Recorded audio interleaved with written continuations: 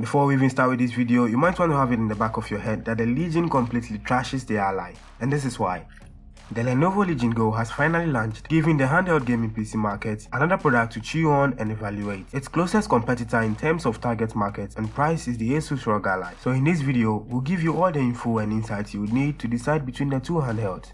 The Asus ROG Ally has been around since June 2023 when it launched for around $699 MSRP. The Lenovo Legion Go, on the other hand, launched at the end of October 2023, also for an MSRP of $699. Both handhelds are powered by the AMD Ryzen Z1 Extreme processor, but with the Ally you can opt for a less powerful Z1 regular for $100 less. The regular Z1 chip, however, performs much worse than the Z1 Extreme and makes other options like the Steam Deck a better choice. When it comes to the design, the Lenovo Legion Go and the Asus ROG Ally are on different pages. The Ally is a single unit with built-in controllers, while the Legion Go has detachable controllers, which is similar to that of the Nintendo Switch. While the Legion Go is bigger, it's not so uncomfortable. In fact, it's about the same size as the Steam Deck, but it has a bigger screen. The screen really is the selling point for the Legion Go compared to the ROG Ally. It's bigger, it has a higher resolution, and it has a higher refresh rate. Both are IPS panels, but the Legion 1600p display is noticeably better than the 1080p display found on the Ally. This being said, the ROG Ally's display is no joke. It's still better than the Nintendo Switch and the Steam Decks, for instance.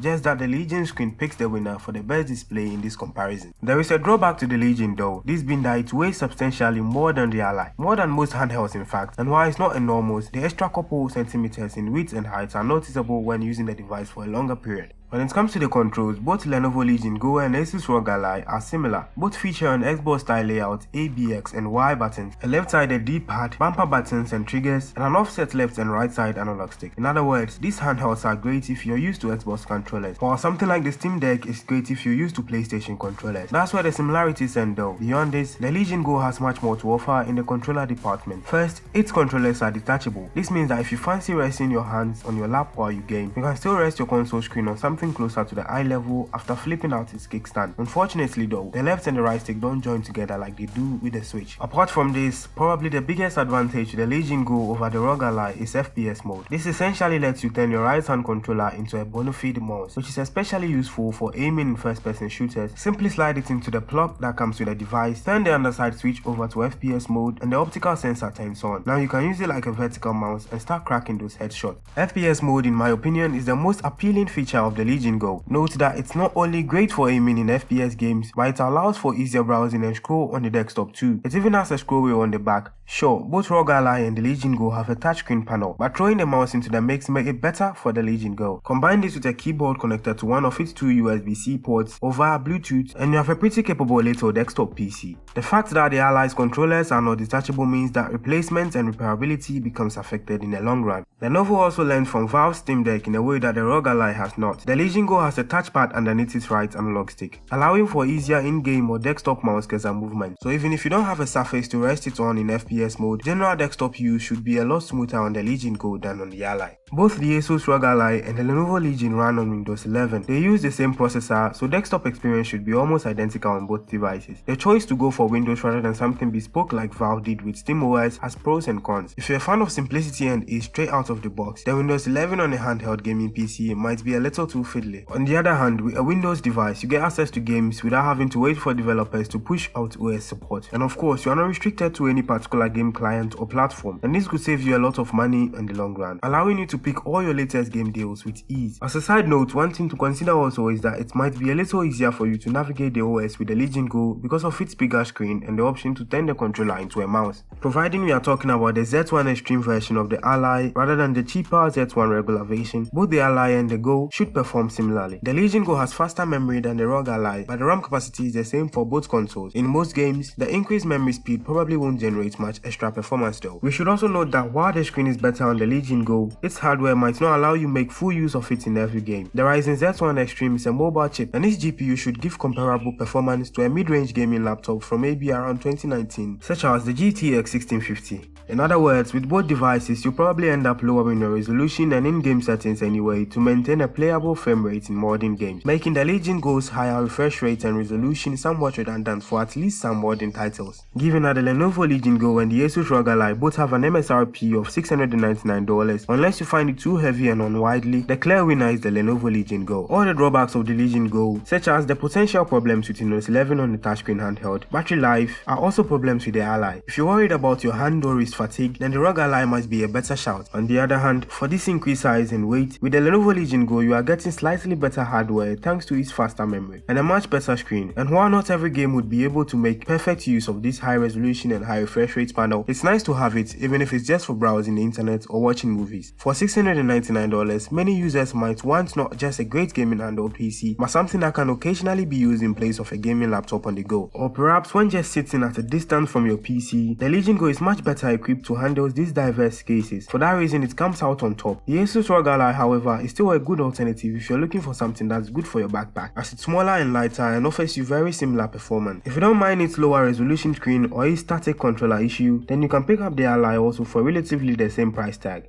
Thanks for watching, and do make it a point to support my channel by hitting that subscribe button and enabling the notifications to get informed anytime I post content.